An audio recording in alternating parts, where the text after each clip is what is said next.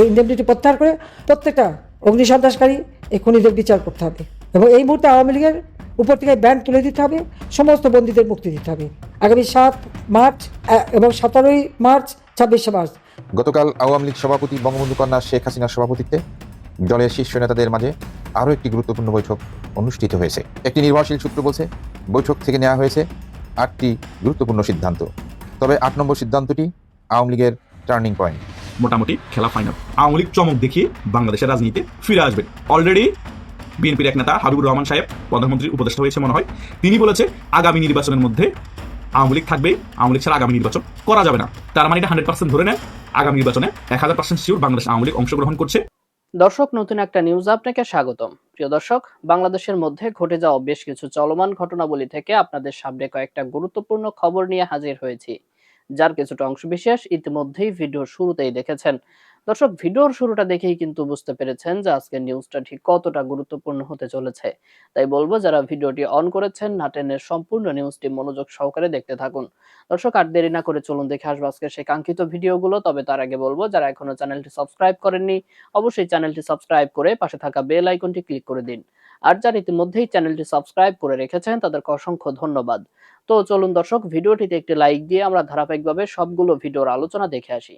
তারেক জিয়া, খালেদা জিয়া, তাদের এত নাম শুনেছেন আপনারা, তাদের আমলটা একটু দেখেন, কারণ না দেখা পর্যন্ত তো আপনারা বুঝবেন না। যেমন ইনুস সম্পর্কে যখন আমি কিছু বলতাম তখন কেউ বিশ্বাস করতে চাইতো না। 2018 সাল থেকে সে চক্রান্ত করে যাচ্ছে। 2007 সালে নিজে দল করার চেষ্টা করেছে। 2011 সাল থেকে তার চেষ্টাই ছিল কিভাবে আমাকে ক্ষমতাচ্যুত করবে বা হত্যা করবে। 24-এ এসে পেরেছে। সে 11 সাল থেকে যেটা চেষ্টা 24-এ এসে করতে পারলো। তারপর যখন বেঁচে আছি, ইনশাল্লাহ একদিন বাংলাদেশে আসবো, বাংলাদেশের মানুষের জন্য ঠিকই আবার আমরা উন্নত জীবন দিতে পারবো, এ বিশ্বাস আমার আছে। ভোট একটা হলো, ভোটে ভোটাররা ভোট না দিলেও 59% ভোট পড়ে গেছে। 3.5 ঘন্টা পরে 14% ভোট, আর তারপরে 59%। কাজে কি হারে চুরি! আওয়ামী লীগ আমলের ইলেকশন 14, 18, 24 নিয়ে প্রশ্ন যারা তোলে তাদের কাছে আমার প্রশ্ন যে এই ইলেকশনটা কেমন হলো দেখলেন তো? ভোট কারচুপি কাকে বলে? আমাদেরকে বলা হতো দিনের ভোট রাতে, আর এখন আমরা কি দেখলাম? দিনের ভোট সন্ধ্যা, আগের দিনের সন্ধ্যা থেকে শুরু, এবং গুনতে গুনতে এত বেশি হয়ে গেল আর এমন বেসামাল যে এখনো হ্যানা ভোট সংশোধন করে যাচ্ছে আর প্রজ্ঞাপন দিয়ে যাচ্ছে। এর থেকেই তো প্রমাণ হয় যে কিভাবে কারচুপিটা হয়েছে। যদিও বিদেশিদের এনে দেখালো, লাইন করানো হলো এবং খুব ভালো ইলেকশন, তাহলে ভোটটা আসলো কোত্থেকে? অপরাধীদের ইন্ডেমনিটি দিয়েছে। এই ইন্ডেমনিটি প্রত্যাহার করে প্রত্যেকটা অগ্নিসন্ত্রাসকারী এই খুনিদের বিচার করতে হবে এবং এই মুহূর্তে আওয়ামী লীগের উপর থেকে ব্যান তুলে দিতে হবে, সমস্ত বন্দীদের মুক্তি দিতে হবে। আগামী 7 মার্চ এবং 17 মার্চ, 26 মার্চ। 7ই মার্চ জাতির পিতার সেই ঐতিহাসিক ভাষণ, যে ভাষণ ইউনেস্কো কর্তৃক, জাতিসংঘ কর্তৃক বিশ্ব প্রামাণ্য দলিলে স্থান পেয়েছে, যে ভাষণ সারা বিশ্বের 2500 বছরের যত ভাষণ জনগণকে উদ্বুদ্ধ করা, তার মধ্যে সর্বশ্রেষ্ঠ ভাষণ 7ই মার্চের ভাষণ। 17 মার্চ জাতির পিতা বঙ্গবন্ধু শেখ মুজিবের জন্মদিন, আমরা শিশু দিবস হিসেবে উদযাপন করি। সেই শিশু দিবস হিসেবেই এটাকে উদযাপন করতে হবে, মহিষের উদ্যোগটা নিতে হবে। 26 মার্চ আমাদের স্বাধীনতা দিবস। 26 মার্চ জাতির পিতা বঙ্গবন্ধু শেখ মুজিবুর রহমান স্বাধীনতার ঘোষণা দেন, তারপরেই তাকে গ্রেপ্তার করে এবং পাকিস্তানে বন্দী করে নিয়ে যায়, রাষ্ট্রদ্রোহী মামলা দেয়, এমনকি ফাঁসির আদেশ দিয়েছিল। কিন্তু এর মধ্যে পাকিস্তানি আলাদা বাহিনী আমাদের মুক্তি বাহিনী এবং মিত্র বাহিনী ভারতীয় বাহিনীর কাছে সারেন্ডার করে। কাজে জাতির পিতা মুক্তি পান, ফিরে আসেন দেশে। কাজে 26 মার্চ আমরা যথাযোগ্য মর্যাদার সাথে উদযাপন করবো। যে যারা নির্যাতিতা প্রত্যেকে ওই যে সেই যেভাবে নির্যাতন করেছে তার একটা মামলা তার বিরুদ্ধে করতেই হবে। সবাই একটা মামলা দায়ের করবেন। মামলা যদি না নেয়, থানা যদি না নেয়, সেটাও একটা সংবাদ হবে। আর অনলাইনে আপনারা দিতে পারেন বা কোর্টে মামলা করতে পারেন অথবা রেজিস্ট্রি করে করতে পারেন। যেভাবে একটা মামলা করে কাগজটা হাতে রাখবেন। কারণ এই কারণে যে একটা হচ্ছে সেই অপরাধীদের শাস্তি দেওয়া, আর একটা হচ্ছে আল্লাহ একটা দিন দেবেই, আমরা যে সহযোগিতা করবো, সাহায্য দেবো, যাদের ঘর বাড়ি পুড়িয়েছে, যাদের এরকমভাবে ক্ষতিগ্রস্ত করেছে, তাদের প্রত্যেকে আমি বলবো যে সবাই একটা মামলা করে রাখেন। তাহলে যেটা দেখে আমরা সত্যিকার যারা ক্ষতিগ্রস্ত তাদেরকে সহযোগিতা করতে পারি। তার মামলা না করলে আমরা বুঝবো কি করে যে এ তো যে কেউ এসে বলবে যে আমি ক্ষতিগ্রস্ত। এই যে প্রত্যেকে একটা মামলা করে রাখবেন, যেভাবে মামলা দিতে হবে দিয়ে আপনারা রেখে দেবেন। এখন যদি মামলা নাও চলে, ভবিষ্যতে কাজে লাগবে, সেটা আপনারা করবেন। হ্যাঁ, বাংলাদেশের ইতিহাসে সেই 91 সাল থেকে খালেদা যে প্রধানমন্ত্রী ছিলেন, তারপরে আমি প্রায় 20 বছর 7 মাস আমি প্রধানমন্ত্রী ছিলাম। এত বছর পরে, 35 বছর পরে আমাদের পুরুষ প্রধানমন্ত্রী এসেছে। আমাদেরকে কেমন দেশ চালায়? একজন এসেছিল শান্তির কথা বলে সারা বিশ্বের সামাজিক ব্যবসার নামে, দারিদ্রকে নাকি ইউনুস বলেছিল মিউজিয়ামে পাঠাবে। আমি যেখানে দারিদ্রের হার 18% নামিয়ে এনেছিলাম, হত দরিদ্রের হার 5% নামিয়েছিলাম, ক্ষমতায় এসে তা এখন 30-40% আবার দারিদ্রের হার বাড়িয়ে দিয়েছে। 5 কোটি মানুষকে আমি নিম্নবিত্ত থেকে মধ্যবিত্ত তুলে এনেছিলাম। ইউনুস সাহেব 6 কোটি মানুষকে দরিদ্রের সীমা নিচে নিয়ে গেছেন। এখন মিউজিয়ামে কে যাবে? তার ওই কথার উপলক্ষে তো ইউনুসকে মিউজিয়ামে পাঠাতে হবে মনে হচ্ছে। কাজে তার বিচার একদিন হবে, এবং বিশেষ করে নারী নির্যাতনের জন্য ওর বিচার হতে হবে। যে কত বড় ক্ষতি আমাদের নারী সমাজের জন্য করে গেল। আজকে সবচেয়ে দুঃখ লাগে যে ছাত্র ছাত্রী শিক্ষকদের অপমান করা, তাদের গায়ে হাত তোলা, তাদেরকে মারা, প্রধান নির্বাচন কমিশনকে ধরে তার গালে জুতা মারা, তাকে অপমান করা, প্রধান বিচারপতি তাকে হাত করা পরিয়ে জেলে নেওয়া, ভালো সুযোগ সৃষ্টি করে গেছে। এখন যারাই যে পদে যাবেন তাদেরকে সতর্ক থাকতে হবে, কখন কার উপরে হাত করা পড়ে, কখন কোন প্রধান বিচারপতি হাত করা পড়লো, আর কখন কার কোন নির্বাচন কমিশন এখন যারা ভোট চুরির অপরাধে ওই রাতের ভোট সন্ধ্যা করায় তার গালেও যে জুতা পড়বে না, এই গ্যারান্টি কে দেবে? কে দেবে? সমাজে কোনো রেহাজ তমিজ নাই, আদব কায়দা নাই, কোনো মান্যগণ্য নাই, আইনের শাসন নাই, বিচার নাই, ন্যায় বিচার নাই, স্বেচ্ছাচারিতা চলছে সম্পূর্ণ। এভাবে একটা দেশ চলতে পারে না। আমার ইজ্জত বাঁচাতে বা জীবনটা বাঁচাতে একটা ব্যবস্থা নিয়েছে, কিন্তু আমি তো ফিরে আসবোই ইনশাল্লাহ। আমার মৃত্যুদণ্ড দিয়েছে, আমি পড়া করি না, আমি আসবো, সময় হলে আসবো। তবে তার আগে এতদিন তারেক জিয়া, খালেদা জিয়া, তাদের এত নাম শুনেছেন আপনারা, তাদের আমলটা একটু দেখেন। কারণ না দেখা পর্যন্ত তো আপনারা বুঝবেন না। যেমন ইউনূস সম্পর্কে যখন আমি কিছু বলতাম তখন কেউ বিশ্বাস করতে চাইতো না।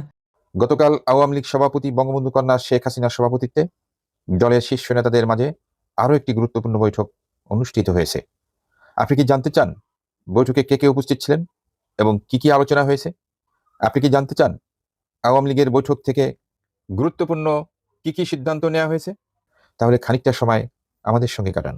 প্রায় 18 মাস ধরে দলের শীর্ষ নেতাদের সঙ্গে শেখ হাসিনার নিয়মিত বৈঠক হলেও গতকালের বৈঠকটি ছিল একেবারেই আলাদা। কেন আলাদা? আসছি সে কথায়। গতকালের বৈঠকটি হয়েছে ভার্চুয়ালি। বৈঠকে সভাপতিত্ব করেন আওয়ামী লীগ সভাপতি শেখ হাসিনা। বৈঠকে অংশগ্রহণ করেন ভারতে বসবাসকারী শীর্ষ নেতারা, যুক্ত হন অন্যান্য দেশ থেকে আরও অসংখ্য শীর্ষ নেতৃবৃন্দ, এবং বাংলাদেশ থেকে বৈঠকে অংশ নেন শীর্ষস্থানীয় কয়েক ডজন নেতৃবৃন্দ। বৈঠকটি চলে কয়েক ঘন্টা ব্যাপী। খোলামেলা আলোচনা করা হয় বৈঠকে, নেওয়া হয় নেতৃবৃন্দের মতামত, বাংলাদেশের বর্তমান পরিস্থিতি সম্বন্ধে ধারণা নেওয়া হয় স্থানীয় নেতৃবৃন্দের কাছ থেকে। সকলের মতামতের ভিত্তিতে নেওয়া হয়েছে বেশ কয়েকটি গুরুত্বপূর্ণ সিদ্ধান্ত। একটি নির্ভরশীল সূত্র বলছে বৈঠক থেকে নেওয়া হয়েছে 8টি গুরুত্বপূর্ণ সিদ্ধান্ত। তবে 8 নম্বর সিদ্ধান্তটি আওয়ামী লীগের টার্নিং পয়েন্ট। কেন টার্নিং পয়েন্ট? একটু অপেক্ষা করুন, আপনি নিজেই বুঝতে পারবেন। সিদ্ধান্ত 1, আওয়ামী লীগের শীর্ষ নেতাদের মধ্যে যারা বর্তমানে বিভিন্ন দেশে অবস্থান করছেন তাদের সকলকে মার্চের দ্বিতীয় সপ্তাহের মধ্যে দেশে ফিরে আসার সিদ্ধান্ত নেওয়া হয়েছে বৈঠকে। ফিরে আসার পর যদি কেউ গ্রেপ্তার হন সেটিকে আইনিভাবে মোকাবেলা করার প্রস্তুতি নেওয়ারও সিদ্ধান্ত চূড়ান্ত করা হয়েছে। সিদ্ধান্ত 2, দেশের 8 বিভাগের আওয়ামী লীগ, যুবলীগ, ছাত্রলীগ সহ সকল কমিটির প্রতিটি অফিস খুলে রাজনৈতিক কর্মকাণ্ড শুরু করার সিদ্ধান্ত নেওয়া হয়েছে বৈঠকে, এবং সেটি মার্চের দ্বিতীয় সপ্তাহের মধ্যে। সিদ্ধান্ত 3, আওয়ামী লীগ নেতাদের বিরুদ্ধে মিথ্যা এবং উদ্দেশ্য প্রণোদিত মামলাগুলো আইনিভাবে মোকাবেলা করার জন্য চৌকস, অভিজ্ঞ এবং সিনিয়র আইনজীবীদের সমন্বয়ে একটি টিম গঠন করার সিদ্ধান্ত নেওয়া হয়েছে। সিদ্ধান্ত 4, সাংগঠনিক তৎপরতা বাড়াতে কারাগারে বন্দী নেতাদের মধ্য থেকে প্রথম সারির অন্তত কয়েক ডজন নেতাকে মার্চের দ্বিতীয় সপ্তাহের মধ্যে জামিনে মুক্ত করা এবং পর্যায়ক্রমে সকল নেতাকর্মীদেরকে বন্দী জীবন থেকে আইনের মাধ্যমে জামিন করার সিদ্ধান্ত নেওয়া হয়েছে উক্ত বৈঠক থেকে। সিদ্ধান্ত 5, বাংলাদেশে সর্বত্র 7ই মার্চ পালন করা, 17 মার্চ জাতির পিতা বঙ্গবন্ধু শেখ মুজিবের জন্মদিন পালন করা এবং 26 মার্চ মহান স্বাধীনতা দিবস উদযাপন করার সিদ্ধান্ত নেওয়া হয়েছে বৈঠক থেকে। সিদ্ধান্ত 6, জেলা পর্যায়ের সকল নেতাকর্মীদের স্থানীয় সরকার নির্বাচনে অংশগ্রহণ করার জন্য ব্যাপক প্রস্তুতি নেওয়ার সিদ্ধান্ত চূড়ান্ত করা হয়েছে উক্ত বৈঠক থেকে। সিদ্ধান্ত 7, আপাতত ঢাকায় সাংগঠনিক তৎপরতা জোরদার করতে বাংলাদেশে থাকা 3 জন নেতাকে দায়িত্ব দেওয়ার ব্যাপারে সিদ্ধান্ত চূড়ান্ত করা হয়েছে। সঙ্গত কারণেই তাদের নাম উল্লেখ করতে চাননি সূত্রটি। এখন প্রশ্ন হচ্ছে, সকল সিদ্ধান্তই কেন মার্চকে কেন্দ্র করে নেওয়া হয়েছে? 3টি কারণে। কারণ 1, তারেক রহমানকে দেশে ফিরিয়ে এনে প্রধানমন্ত্রী বানাতে 10টি শর্ত দিয়েছিল ভারত। তাদের মধ্যে 1 নম্বর শর্ত ছিল শেখ হাসিনার মিথ্যা মামলা প্রত্যাহার করা, অবৈধ কোর্ট বাতিল করা এবং অবৈধ কোর্টের রায় বাতিল করা। দ্বিতীয় শর্ত ছিল আওয়ামী লীগের কার্যক্রমের উপর নিষেধাজ্ঞা প্রত্যাহার করা। এরকম আরও 8টি শর্ত মেনেই তারেক রহমান প্রধানমন্ত্রী হয়েছেন। কারণ 2, তারেক রহমানকে প্রধানমন্ত্রী বানানোর সকল প্রক্রিয়ায় ভারতের সাথে একমত পোষণ করেছিল আমেরিকা। তাই উক্ত শর্তগুলোর খোঁজ খবর নিতে আগামী 3 মার্চ ঢাকায় আসছেন যুক্তরাষ্ট্রের সহকারী পররাষ্ট্রমন্ত্রী পল কাপুর, যিনি গত সপ্তাহে শেখ হাসিনার সঙ্গেও ঘণ্টাব্যাপী বৈঠক করেছেন। কারণ 3, 12 মার্চ সংসদের প্রথম অধিবেশন শুরু এবং সেখানে কি সিদ্ধান্ত নেন তারেক রহমান এবং জামায়াতের ভূমিকাই বা কি, সেটিকে নিবিড়ভাবে পর্যবেক্ষণ করবে আওয়ামী লীগ। অন্যদিকে তারেক সরকারের পররাষ্ট্রমন্ত্রী ডক্টর খলিলুর রহমান ভারতের বিশেষ আমন্ত্রণে আজ তিনি দিল্লি যাচ্ছেন। সূত্র বলছে, শেখ হাসিনা কিংবা ভারত মার্চের মধ্যেই তারেক রহমানকে সকল শর্ত পূরণ করতে নোটিশ প্রদান করবে পররাষ্ট্রমন্ত্রী ডক্টর খলিলুর রহমানের মাধ্যমে এবং শর্তগুলোর আপডেট জানতে চাওয়া হবে খলিলের কাছে। সিদ্ধান্ত 8 নম্বর সিদ্ধান্তটি হচ্ছে আওয়ামী লীগের বৈঠকের সবচেয়ে গুরুত্বপূর্ণ সিদ্ধান্ত এবং এটি হচ্ছে আওয়ামী লীগের টার্নিং পয়েন্ট। 7 মার্চ কিংবা 17 মার্চ কিংবা 26 মার্চ পালন করতে আওয়ামী লীগকে যদি বাধা প্রদান করা হয় তাহলে কঠোর আন্দোলনের কর্মসূচি ঘোষণা করার সিদ্ধান্ত নেওয়া হয়েছে বৈঠক থেকে। আর যদি বাধা প্রদান না করে তাহলে এখান থেকেই শুরু হবে আওয়ামী লীগের রাজনৈতিক কার্যক্রম। কাজেই এটি আওয়ামী লীগের জন্য টার্নিং পয়েন্ট। গতকাল শনিবার যমুনা থেকে বিদায় নিয়েছেন প্রধান উপদেষ্টা ডক্টর মোহাম্মদ ইউনূস। তার বিদায়ের আগে তারেক রহমানের কাছ থেকে একটি প্রতিনিধি দল, খুব হাই প্রোফাইল একটি প্রতিনিধি দল তার সাথে দেখা করেছে। সেই প্রতিনিধি দলে ছিলেন তারেক রহমানের মুখ্য সচিব, তারেক রহমানের সামরিক সচিব এবং তারেক রহমানের বিশেষ সহকারী। কি কথা হয়েছে তাদের মধ্যে? এছাড়াও আপনারা জানেন যে গতকাল বিদ্যুৎ ও জ্বালানি বিষয়ক উপদেষ্টা ফয়জুল কবির খান তিনি তার সরকারি বাসভবন ছেড়ে একটি ভাড়ার বাড়িতে গিয়েছেন। পরশুদিন শুক্রবার এই উপলক্ষে তিনি তার সরকারি বাসভবনে একটি ইফতার পার্টির আয়োজন করেছিলেন। সেই ইফতার পার্টিতে একটি চমৎকার মুনাজাত করা হয়েছে। সেই মুনাজাতের কথাটা আপনাদের সাথে শেয়ার না করে পারছি না। পত্রিকায় অলরেডি খবর বেরিয়েছে যে উপদেষ্টারা সরকারি বাসভবন ছাড়তে গড়িমসি করছেন। আসিফ নজরুল তো বলেই দিয়েছেন যে এই বাড়িটার জন্য তার অনেক মায়া জন্মেছে, তিনি সেখানে ছাগল পর্যন্ত পালন করেছেন। আবার তার একটি ছাগল ডার্বি নাসিররা রাতের আধারে চুরি করে জবাই করে খেয়েছে। এরকম নানামুখী ঘটনা এবং মিডিয়া যেটা দেখছি যে উপদেষ্টারা এখন পাবলিকদের এড়িয়ে চলছেন। তারাও এই পাবলিকদের যে প্রেশার, মবের ভয়ে আছেন। এর মধ্যেই এই ফায়জুল কবির খান তিনি ভাড়া বাড়িতে যাওয়ার সিদ্ধান্ত নিয়েছেন এবং এই উপলক্ষে তিনি একটি ইফতার পার্টির আয়োজন করেছিলেন। সেখানে সাবেক উপদেষ্টারা এসেছিলেন, সেখানে ডক্টর ইউনূসের প্রেস সচিব ডাস্টবিন শফিক ছিলেন, সেখানে দুদকের চেয়ারম্যান ডক্টর মোমেন ছিলেন। সেখানে একটা ভালোই মিলন মেলা হয়েছে। তো সেইখানে ফয়জুল কবির খান একটি মোনাজাতের আয়োজন করেছেন। সেই মোনাজাতটা শোনার পর থেকে আমি মনে হয় যে আপনাদের সাথে শেয়ার না করা পর্যন্ত আসলে আমি স্বস্তি বোধ করছিলাম না। সেই মোনাজাতে প্রায় 10টা পয়েন্ট তারা আল্লাহর কাছে উপস্থাপন করেছেন, আল্লাহর কাছে চেয়েছেন। এটা দোষের কিছু না। রমজান পবিত্র মাস, এখানে হাত তুলে আল্লাহর কাছে চাওয়াই যায়। তো তাদের 4-5টা পয়েন্ট আমি পেয়েছি। তো প্রথম টা একটু বলি। হে আল্লাহ, তুমি বর্তমানে জামাত এবং বিএনপির মধ্যে যে দূরত্ব রচিত হয়েছে সেই দূরত্ব তুমি ঘুচায় দাও। এই দুইটি দল একই মায়ের পেটে দুই ভাইয়ের মতো, তুমি তাদের মধ্যে সকল মনোমালিন্য ঘুচাইয়া দাও। আরো বলেছেন, হে আল্লাহ, আমাদের চিফ অ্যাডভাইজার ডক্টর ইউনূস সাহেব গত 18 মাস অনেক কষ্ট করেছেন। তিনি অনেক কষ্ট করে দেশটা চালিয়েছেন, সরকার চালিয়েছেন। যে কারণসমূহের জন্য তিনি ব্যর্থ হয়েছে, সেই ব্যর্থতার দায়ভার থেকে তুমি তাকে মুক্তি দাও। হে আল্লাহ, ডক্টর মোহাম্মদ ইউনূস বাংলাদেশের রাষ্ট্রপতি হিসেবে দায়িত্ব পালন করতে চান, তুমি তার এই রাষ্ট্রপতি হবার খায়েশটা পূরণ করে দাও। হে আল্লাহ, আমাদের বিরুদ্ধে ডক্টর ইউনূসের সরকারের সকল উপদেষ্টার বিরুদ্ধে অনেক অনেক অনেক অভিযোগ উত্থাপিত হয়েছে। হে আল্লাহ, আমাদের বিরুদ্ধে অনেক অভিযোগ দুদকে জমা পড়েছে, তুমি এই সব অভিযোগ থেকে আমাদের মুক্তি পাবার তৌফিক দান করো। আরো একটি খুব ইন্টারেস্টিং দাবি তারা আল্লাহর কাছে করেছে, প্রার্থনা করেছে। হে আল্লাহ, এই যে 24 সালের জুলাই আগস্টে যত পুলিশ হত্যা হয়েছে সেই পুলিশ হত্যার বিভিন্ন তথ্য প্রমাণ সাবেক শেখ হাসিনা সরকারের কাছে জমা হয়েছে। তারা অনেক তথ্য প্রমাণ সংগ্রহ করেছে। হে আল্লাহ, সেই সব তথ্য প্রমাণের সাপেক্ষে যদি বিচার হয় কখনো, তাহলে আমরা অনেকেই ফেঁসে যাব। হে আল্লাহ, সেই সব তথ্য প্রমাণ যেন কখনো আলোর মুখ না দেখে। তো এরকম আরো কিছু মোনাজাত হয়েছে, তারা কেক কেটেছে। এখন এইসব উপদেষ্টাদের বিরুদ্ধে যে অনেক দুর্নীতির অভিযোগ জমা পড়েছে দুর্নীতি দমন কমিশনে, সেই দুর্নীতি দমন কমিশনের চেয়ারম্যান ডক্টর মোমেন স্বয়ং সেই ইফতার পার্টিতে উপস্থিত ছিল। তাহলে এখানে একটা কনফ্লিক্ট অফ ইন্টারেস্ট দেখা যাচ্ছে, যে কারণে মনে করা হচ্ছে যে দুদকের চেয়ারম্যানই তো তাদের লোক, তাহলে সেই লোক কেমনে বিচার করবে? তাহলে কি করণীয়? যে দুদকের এই চেয়ারম্যান ডক্টর মোমেনকে অবিলম্বে তার পদ থেকে সরাতে হবে। এই যে আমি মোনাজাতের কথাগুলো বললাম, আপনারা হয়তো ভাবছেন যে এটা পুরোটাই রসিকতা। পুরোটাই রসিকতা নয়, পুরোটাই সত্যি। এবং এই সমগ্র মোনাজাতের একটা ভিডিও আছে ডাস্টবিন শফিকের কাছে। আমি অনেক চেষ্টা করেছি কিন্তু ভিডিওটা উদ্ধার করতে পারিনি। কিন্তু আমি বিশ্বাস করি ডাস্টবিন শফিকই বা তার কোনো ঘনিষ্ঠ একটা সূত্র একদিন না একদিন এই মোনাজাতের ভিডিও তারা এটা রিলিজ করবেন। এদিকে গতকাল রবিবার ডক্টর ইউনূস 3:30টার দিকে তার সরকারি বাসভবন যমুনা ছেড়ে চলে গেছেন তার গুলশানের নিজস্ব বাসভবনে।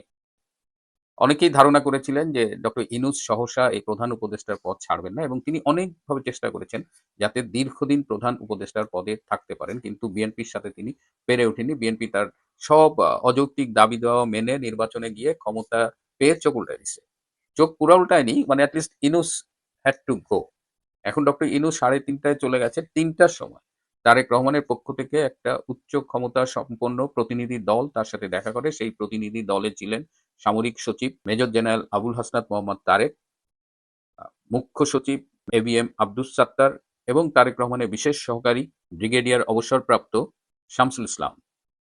তো সভাপতি এত হাই প্রোফাইল একটা প্রতিনিধি দল কেন ডক্টর ইউনূসের সাথে দেখা করেছেন এবং এটা নিয়ে যারা এই খবরটা জানেন, এটা মেইন মিডিয়া আমার চোখে পড়েনি, তারা কিন্তু এটা নিয়ে খুব উদ্বিগ্ন ছিলেন এবং অনেকেরই ধারণা যে বোধহয় এই তারেক রহমানের প্রতিনিধি দল ডক্টর ইউনূসের কাছে গিয়েছেন তাকে ভবিষ্যতে রাষ্ট্রপতি হবার কোনো প্রস্তাব দিতে বা এই সংক্রান্ত কোনো আলোচনা করতে।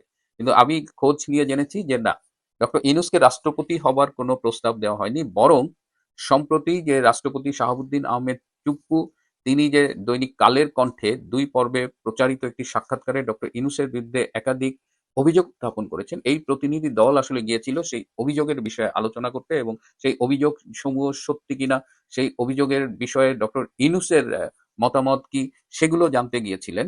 কারণ আমার সূত্র আমাকে নিশ্চিত করেছে যে ডক্টর ইউনূসের রাষ্ট্রপতি হবার প্রশ্নই ওঠে না এবং ডক্টর ইউনূস যেন রাষ্ট্রপতি না হতে পারে তার একটা বৃহত্তর পরিকল্পনার অংশ হিসেবেই কিন্তু শাহাবুদ্দিন চুপ্পুর এই সাক্ষাৎকারটি প্রচার করা হয়েছে, প্রকাশ করা হয়েছে। নইলে হঠাৎ করে যে রাষ্ট্রপতি 18 মাস একদম মুখে কুলুপ এঁটেছিলেন, তালা লাগিয়েছিলেন, তিনি হঠাৎ করে এত সোচ্চার হলেন কেন? এটাও একটা বৃহত্তর রাজনীতির অংশ।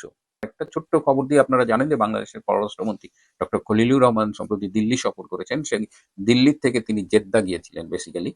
জেদ্দায় গিয়েছিলেন। জেদ্দায় তার উদ্দেশ্য ছিল ওআইসি যে ইসলামিক কান্ট্রিজ গুলো আছে তাদের সদস্যদের তিনি ইফতার এবং সেহরিতে দাওয়াত করবেন। কিন্তু শেষ মুহূর্তে তড়িঘড়ি করে তিনি আ এই ইফতার এবং সেহরি বাতিল করেছেন এবং তিনি বাংলাদেশে ফিরে এসেছেন। এর কারণ হলো আমেরিকা এবং ইসরায়েল ইরানকে আক্রমণ করেছে এবং ইরান এই মধ্যপ্রাচ্যে আমেরিকান যে ঘাঁটি রয়েছে ৫টি দেশে পাল্টা আক্রমণ করেছে। তো এই অবস্থায় ডক্টর খলিল ফিরে এসেছে। ডক্টর খলিল আপনারা জানেন যে জাতিসংঘের একটি পদের জন্য বাংলাদেশ প্রতিদ্বন্দ্বিতা করছে। প্যালেস্টাইনও প্রতিদ্বন্দ্বিতা করবার কথা ছিল, কিন্তু প্যালেস্টাইন বাংলাদেশের সমর্থনে সরে গেছে। কিন্তু এখন মূল প্রতিদ্বন্দ্বিতা হবে সাইপ্রাসের সাথে এবং সাইপ্রাসকে ভারত সহ অনেক দেশ সমর্থন করছে। এখন দেখা যাক ডক্টর খলিল এবং বাংলাদেশ সেই পদে বিজয়ী হতে পারেন কিনা। প্রিয় বন্ধুরা, এটি মার্চ মাস, অগ্নিঝরা মার্চ। এই মাসেই আমাদের ৭১ সালের স্বাধীনতা ঘোষণা হয়েছিল। এই অগ্নিঝরা মার্চের শুভেচ্ছা সবাইকে। তো দর্শক, দেখলেন আজকের সবগুলো ভিডিও। আর এই ভিডিওগুলো সম্পর্কিত যদি কোনো তথ্য বা মতামত থাকে তাহলে তো অবশ্যই কমেন্ট করে জানিয়ে দিন। এতক্ষণ সাথে থাকার জন্য ধন্যবাদ। নিউজটি শেষ করছে এখানেই, ফিরছে আগামী ভিডিওতে নতুন কোনো টপিক নিয়ে। আল্লাহ হাফেজ।